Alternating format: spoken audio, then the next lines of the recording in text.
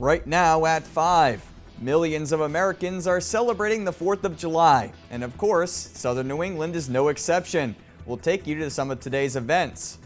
Plus, some Independence Day celebrations got off to a bit of a rough start after severe weather ripped across parts of the country. We'll have a look at some of the damage here at home. And a Cranston man is sharing his story of how the power of laughter was able to give him a brand new lease on life. This is Southern New England's trusted news source, ABC 6 News at 5. Our top story at 5, the 4th of July. Independence Day means the return of the country's longest-running 4th of July parade, right here in the Ocean State. Happy 4th from all of us here at ABC 6, and thanks for joining us. I'm Ryan Medeiros.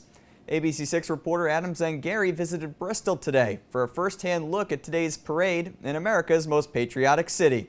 It's the 4th of July in Bristol, and Americans from all around showed out in large numbers for the town's 240th annual 4th of July parade, the oldest in the country. And whether it was their first time seeing the parade, This is my first time going to any parade. or they'd been seeing it for years, Probably been coming here 50 years. one thing was in the air: excitement. And I had an amazing experience the last time, and so I'm really excited to be in Bristol now. Tammy Ivarone has been going to the parade for a while now, but this is her first as a Bristol resident. She put down her chair at 4:45 a.m. and was looking forward to a special experience with her granddaughter and her friend. It's been amazing, the fireworks over our house last night, walking down to the parade, all the festivities. It's nice. You know, it's nice to do a lot of fun things free. And so, first time walking to the parade from home. Though parade viewers set up their chairs in the early morning hours, marchers also showed up well before the parade's 10:30 start. Scouts marching in the parade showed up early to cook breakfast together. I was helping the scouts make fruit salad. Cora Raposa said that she was happy to march in a parade with her friends, and she was looking forward to seeing the floats and hearing the music.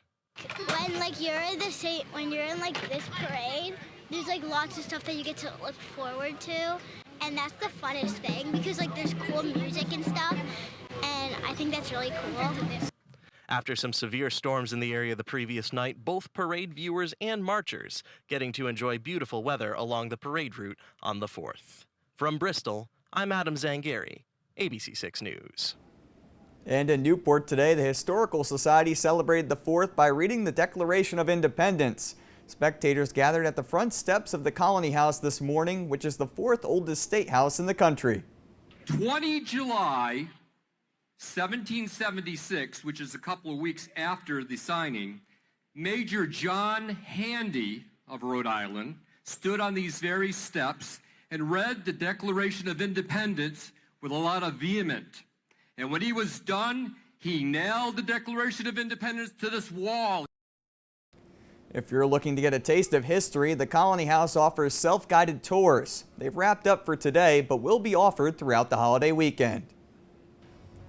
Let's get a check on the forecast now. Chief Meteorologist Christina Shalhoub joins us. And Christina, we had a rough night last night, but it really was a beautiful day today for those celebrations. Yeah, thank goodness. I'm so glad, Ryan, that we didn't have 2 nasty days like yesterday in a row, because today I'm sure made it a lot easier for people. Even in talking about cleanup, for example, I've got to tell you guys, I was out at the East Bay Bike Path earlier today. Beautiful day outside, as we've mentioned, but you can see there were a ton of trees down on the path.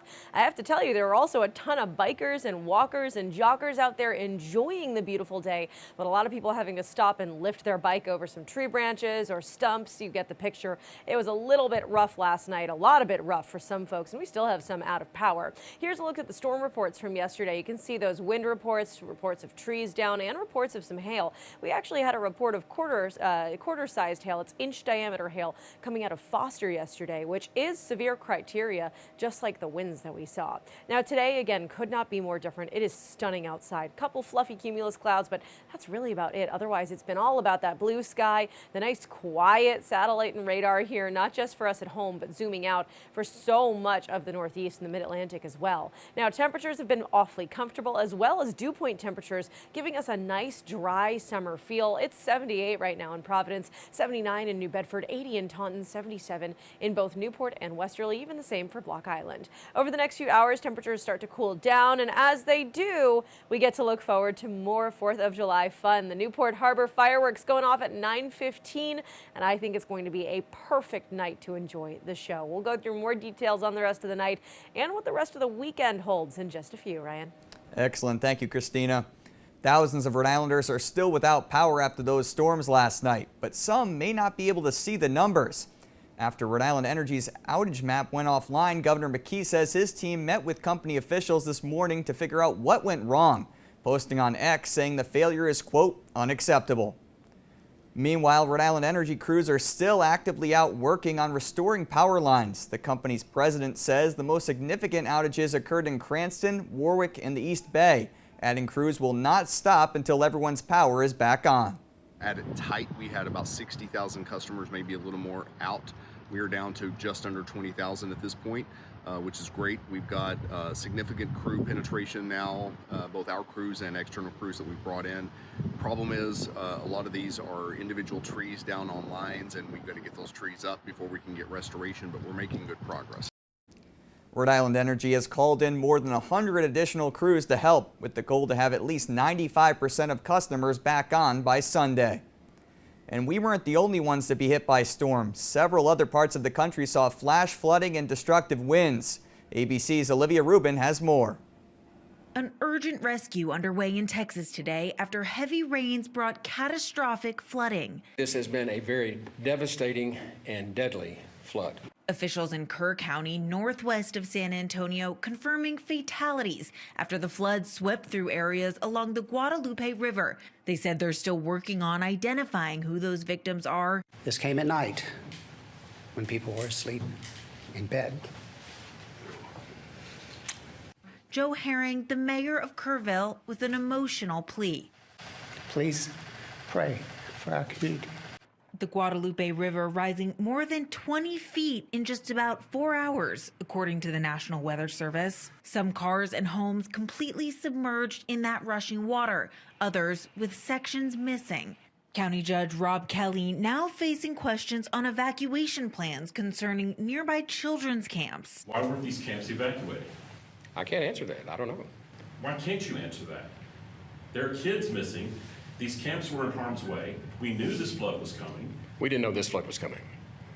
Rest assured, no one knew this kind of flood was coming. ABC News obtaining letters from multiple campsites reporting their campers are safe and accounted for. Deadly weather in New Jersey, too. A storm tearing through with over 60-mile-per-hour winds, killing 3 people. Officials say one woman was killed when a tree fell on her car. I heard the boom was close, and I see the tree in the car. This all comes on a major holiday and one of the busiest travel weeks of the year, canceling some 4th of July events. Olivia Rubin, ABC News, New York. New tonight at 5. A woman is dead after a crash on Route 28 in Middleborough this morning. It happened around 8:30 on Wareham Street near the ramp to 495. According to police, 72-year-old Susan Sumner crashed her car into the woods and died on scene. Police are looking into what led up to the crash. Police in Connecticut say they've arrested a Rhode Island man in connection to a chaotic street takeover back in April. Ansonia police were called to a large disturbance involving street racing, with dashcam video showing a large crowd looting, shooting off fireworks, and climbing on a cruiser. One person even smashes the officer's windshield, and police say on Monday, 21-year-old Matthew Kinney turned himself in on charges including riding and illegal racing. He's now on $50,000 bond. Trending now at 5. From addiction to redemption, one Rhode Island comic is turning his darkest moments into a powerful message of survival. ABC6 reporter TJ Albin shares his story. John Parada's life has been anything but ordinary, chaotic, honest, and wildly unpredictable. In his memoir, How Comedy Saved My Life, the Cranston resident pulls back the curtain on the pain behind the punchlines. I always felt I had a different, unique life. My life was different. I knew there were people, everybody's got, some people crazier than others, but I know mine was at least in the middle of the pack, crazy-wise. I knew I had a lot of stuff that I could tell in a book, and it's all there. The stories in it are all true. These stories are crazy, a lot of them. They really happened, and there's nothing made up. It's all true stuff. From wild stories to personal struggles, John opens up about the years spent battling addiction and times when he didn't even think he'd make it out. I remember so many bottoms I hit with the addictions I had, and I remember thinking there was no way out. And like I say, my story is one of hope that there is a way out. No matter how far down you go, you can seek help, you can talk to others, and you can find your way out of whatever you're in. What pulled him out wasn't just treatment or time. It was something deeper, something that lit a fire again. Comedy. I found comedy. That's what became my saving grace. And I think if you have addictions and you hit the bottom, like I hit many, many bottoms, and there's people out there with different addictions that are maybe at that same point, very low, hitting bottoms. You have to find something that's going to inspire you to want to keep going and fight back. And for me, it was comedy. For someone else, it could be anything. It could be something, whatever you have a passion for. I had the passion for comedy, and that kept me going. His message is clear. No matter how far you fall, there's a way back. His story isn't just about getting laughs, it's about getting up. From Cranston, I'm TJ Albin for ABC6 News. Coming up on ABC6 News at 5, it's a grim 4th of July scene in California. Why investigators say fireworks contributed to a deadly house fire. You're watching ABC6, Southern New England's trusted news source.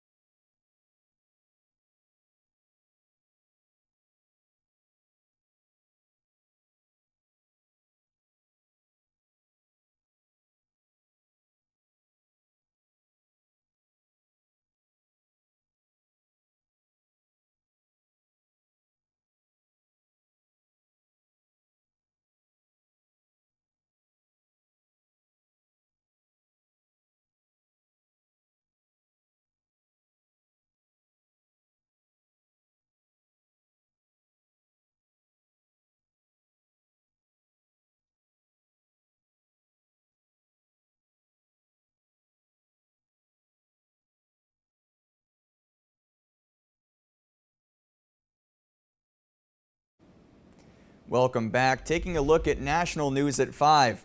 One person is dead and more are hurt after an accidental fireworks explosion set multiple homes on fire in Los Angeles. Here's Jacqueline Lee. With the July 4th holiday in full swing, a series of dangerous fireworks accidents have officials on high alert. In Pacoima, California, just outside Los Angeles, a 30-year-old man is dead and 5 others injured after fireworks inside a detached garage exploded, setting 4 homes on fire. Multiple animals were also hurt. You can see the smoke billowing out of the neighborhood. More than 100 firefighters battling flames on the roof after the fireworks erupted. These fireworks were raining all upon the neighborhood. Outside Sacramento, California, 7 people unaccounted for after a fireworks explosion in a pyrotechnics warehouse. Authorities beginning a recovery effort. Sienna Ruiz expecting her first child with her boyfriend, who was working inside at the time. It was his first day on the job. I'm just praying to God some way, somehow, that, that they're okay, that they're just unable to communicate with us at the moment, or that they're trying to find a way. Near Oakland, police say illegal fireworks exploded, leaving 2 people in critical condition. The head of the family was on the floor bleeding, and there was a lot of smoke, and I saw their son crying, panicking. And back here on the ground in Pacoima, officials had to address a gas leak as well as live electrical wires that fell as a result of the explosion. Officials warning, leave the fireworks to the professionals, especially on July 4th. Jacqueline Lee, ABC News, Los Angeles. ABC 6 Weather with Christina Shalhoub. Brought to you by the Preserve Sporting Club and Resort. Good evening, everyone. Let's get you outside to this beautiful view on the Providence Skycam. It has been a gorgeous 4th of July weather-wise. I hope you've been enjoying it. Right now, still plenty of sunshine, couple fluffy cumulus clouds. That's about all we've got to talk about. Isn't that nice? What a change from yesterday. Those storms were nasty, leaving gusty winds, hail, and some localized flooding in their wake. But thankfully, those are long gone, and now the forecast in the immediate looks really stellar. Providence right now at 78 degrees, 78 in Smithfield too, 77 for Westerly and Newport, and 79 as we head to New Bedford. I can't help but smile, you guys. I'm thinking about how nice today is and tomorrow. Just a little hint as to what's next, and it's got me in the best mood. Satellite and radar looks great. Nothing to talk about here. I mean, the only activity I can tell you about is all the way up in Maine and southern Canada, and that is not our concern. Also, no concerns for the fireworks tonight in Newport Harbor. Looking really great for the show at 9:15. It's going to be about 70 degrees or so. I will say it'll cool down pretty quickly, so if you get cold easily and you want to stay for a little while after the fireworks, bring a sweatshirt with you, but that's really all I can say. Comfy and clear. Tomorrow morning we end up around 60 degrees for your lows. Really nice night for the fireworks, and then a nice, cool, kind of crisp feeling morning. It'll almost feel a little bit more like mid-fall rather than, let's say, midsummer, just because the air is so nice and dry. On that note, let's talk about that dry air with our dew point forecast here. Remember, this is one of the ways we measure the moisture in the air, and when these numbers are in the 50s on a summer day in New England, it means you get that nice dry feel, as opposed to when they're in the 70s like we saw earlier this week when it was super sticky. As we move into tomorrow, they stay in the 50s. Humidity stays low, and the feeling outside will be incredibly comfortable. I would say it's a great weekend to hit the beach. Let's start with Saturday in your beach and bay forecast here. Low tide at about 9:45, high tide at about 4:35 p.m. Waves between 2 and 3 feet, looking pretty good, feeling pretty good. Visibility not a concern at all. Air temperatures will be in the low 80s. Really, most of us around 80 degrees for the coast, and water temperatures looking to be in the mid and upper 50s. Here's the summary of the weekend. Again, Saturday just gorgeous, with the coast a little cooler around 80 degrees and our inland cities in the low to mid 80s. Beautiful sunshine, low humidity. Now we have some changes for Sunday. I will say you're going to find relief at the beach, so if you don't have plans yet, maybe hitting the water is not the worst idea. Upper 80s on Sunday, and it's going to be a lot muggier. Let's talk about it with that dew point trend over the next couple of days. You'll see how the numbers really go up. We climb that mountain over the next few days, and those dew point temperatures do go back to the 70s, and it's going to feel super sticky. In fact, for Sunday and Monday, the National Weather Service has already issued a heat advisory for Kent and Providence County and northern Bristol County, Massachusetts as well, as our feel-like temperatures will be in the low to mid 90s with that heat and humidity, so keep that in mind. All of that, by the way, is out ahead of our next next cold front. This comes through as we get to Tuesday. We could get a stray shower late night Monday, but we're really looking at Tuesday for this front with more showers and a couple thunderstorms as well. Here's the overarching forecast here as we look at the 7-day. Again, you can see those storms come in for Tuesday, and it stays pretty unsettled next week as that front passes by us and then it just lingers, similar to what we had earlier this week. So we're watching it stall out. We're keeping a couple of showers in the forecast Wednesday, Thursday, Friday, but none of those days look like washouts. Tuesday, I'd say, would be the most uncomfortable with thunderstorms. But